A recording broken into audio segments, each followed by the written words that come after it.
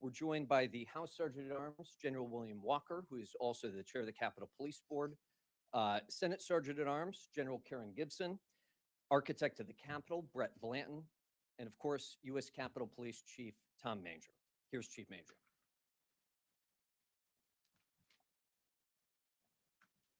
Thank you, Tim. Good afternoon, everybody. Thank you for being here. The United States Capitol Police, as an organization, is stronger and better prepared to carry out its mission today than it was before January 6th of last year. The department began significant work immediately after the 6th to fix the failures that occurred: intelligence failures, operational planning failures, leadership failures. The one thing that did not fail that day was the courage and resolve of the men and women of the United States Capitol Police. For the past year, our focus has been implementing improvements that would provide our officers with the resources that they need to fulfill their responsibilities safely and effectively. Since the attack on the Capitol, there have been nearly a dozen reports offering over 100 recommendations on needed improvements and reforms. To date, we have completed or addressed over 90 of those recommendations. And when I say completed, that means we've implemented the recommendations. When I say we've addressed them, that is that we have a detailed plan in place to implement, but we're not fully completed yet with that recommendation. So the work continues. Let me list some of the major improvements that we've made over the past year. We've improved the way that we gather, analyze, share, and use and disseminate intelligence. We've brought on an operational planning expert from the United States Secret Service to develop a blueprint for handling large events with a focus on intelligence, assets, and coordination both internally and with our outside partners as well. We've done massive joint exercises ahead of major events. We now conduct in-person briefings for uniformed officers prior to the major events. We've provided cell phones to every one of our police officers so that they get daily intelligence reports, daily operational information on their phone every day.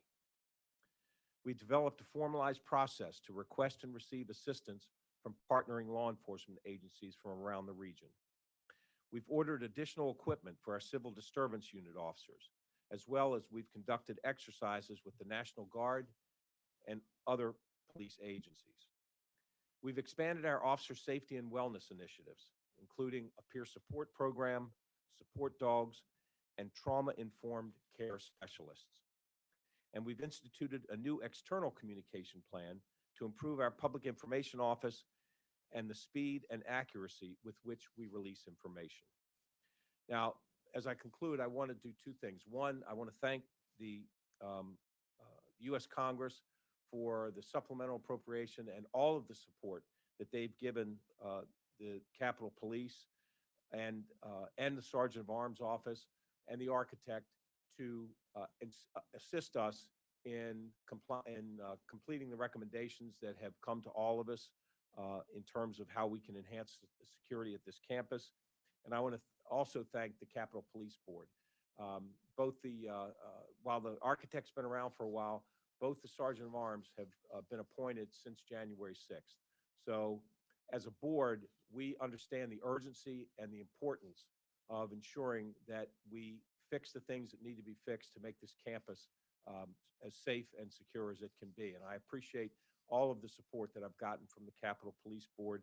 And we'll just tell you that we work very well together as a team, and we have a singular mission in mind to improving the safety and security of this campus. So with that, I'm happy to answer any questions that you might have. Yes. Do you have any concerns, I guess, in the short term about Thursday? The short answer to your question is no. We've gotten, we're aware of several events that are planned for Thursday. Most of them aren't of much concern to us. There's no intelligence that indicates that there would be any problems. There's one event that is occurring, I think, down at the DC jail that we're paying attention to. But again, really nothing that is of great concern to us at this point. Yes. Recently, a House staffer brought a loaded gun to Capitol Police Security into the Capitol complex. how did officers miss that? Are they facing any disciplinary action? And is that a sign of a larger problem among the department with regards to screening? So I'll answer your last question first. I don't think it's a concern of a larger problem because this happens very infrequently, but it should happen never. And it was human error. The good news is that while the one officer missed the image, a second officer, once a line of people came through, said, "Hey, can we go back? Can we screen back a couple of a couple of images?" He said, "I thought I saw something." And so just seconds later, we realized that there was a firearm that had come through the magnet or come through the X-ray machine, and so we were able to react to that very quickly. But again, this should never happen. It was human error, and the case is under investigation. We're doing an administrative investigation, and we will determine whether the officer needs additional training, if discipline is appropriate. That's decision has not been made yet, but that'll come after the results of the investigation. There were that'll be part of the investigation to determine why the image was missed.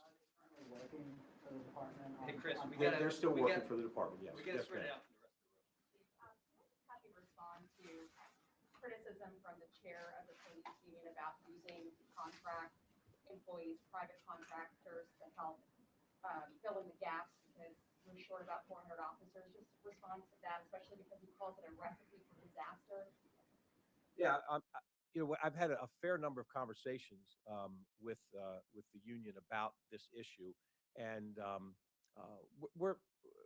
we understand their concerns, and we're working with it's an ongoing discussion. We're working with them, trying to address their concerns. You'll have to ask him about why he said what he said, but we're having conversations so we're working on their concerns. Major, you spoke to another news outlet about the number of threats to lawmakers over the past year or in 2021. Can you confirm the number of threats and how many more that was than in a normal year? And what forms are the threats taking that concern you the most? So we are looking into and when I'm going to say 9,600 is the number. I don't know that we have a normal year anymore. It was over 8,000 last year, but a couple of years ago it was only 4,000 or 5,000. So the number has been going up steadily each year. And when I say threats, these are their phone calls, their emails, their social media, things that we find on social media. So they come in a number of ways and in varied ways. Not every one of these so-called threats rises to the level of being a crime. So when we say threats, it's basically a concerning statement that we need to look into. Some of them do rise to the level of a crime. We investigate it as a crime, and there are cases where we make arrests and there's prosecution. So concern you the most? The ones that concern us the most are the ones where we have had previous contact with the individual who's making the threat, and we're concerned about their actions. It's going to be more than just an anonymous email or something. Those ones that concern us the most. Yes, sir. I have a few more questions. I'm trying to keep it to one. I have a question for Mr. Blanton, actually.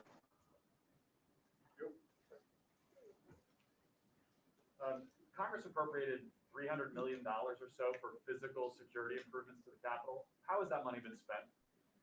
So currently we're in the money was appropriated for upgrades to windows and for camera systems. The windows are under design right now. You'll see the installation will start in the spring. The reason it's starting then is because it's weather dependent on when we can do it, and you need to have above freezing temperatures. So none of those physical security improvements have been made so far? They're under design right now. That's everything? Windows, doors? No, that's a different question. There have been physical security improvements that have occurred on campus. We have spent significant effort of reinforcing the doors, both exterior and interior. The windows that were damaged, including the stronger windows, Those have been repaired already. We've upgraded and enhanced the kiosks. We've done enhanced security lighting and electrical systems around the Capitol for detection. So there's been significant upgrades that have occurred over this past year. Those were outside of the $300 million. $300 million was narrowly focused on windows and cameras. All right, we got time for 2 more questions. We got to spread it out across the room. Last question. On the Capitol Police Union yesterday pointed out some testimony from the Capitol Police Inspector General in December that said that only a third of his 164 recommendations for improving security had been implemented.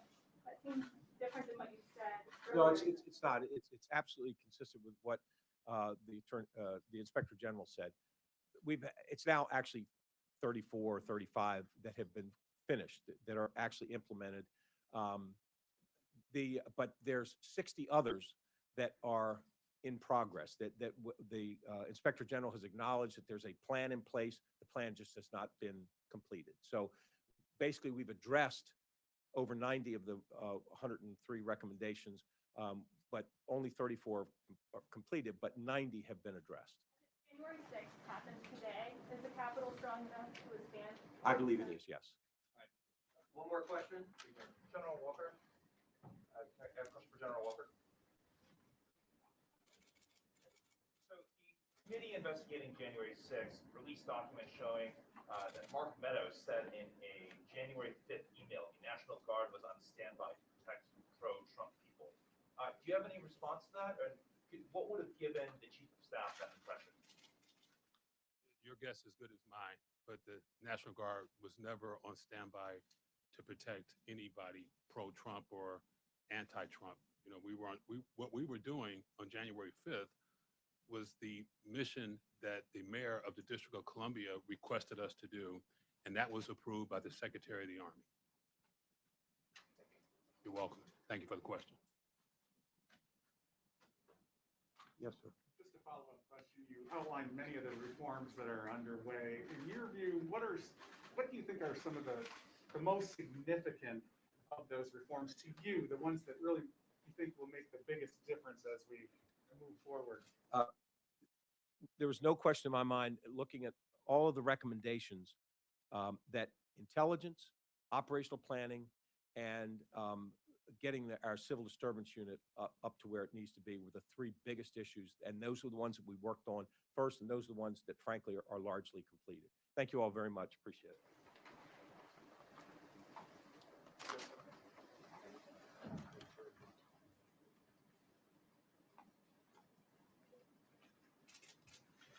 Thank you, everybody. And we don't anticipate doing a press release today with this, but the chief is testifying tomorrow in front of the Rules Committee, so we'll have much more about our improvements then. Thank you. Can you plan to put out a testimony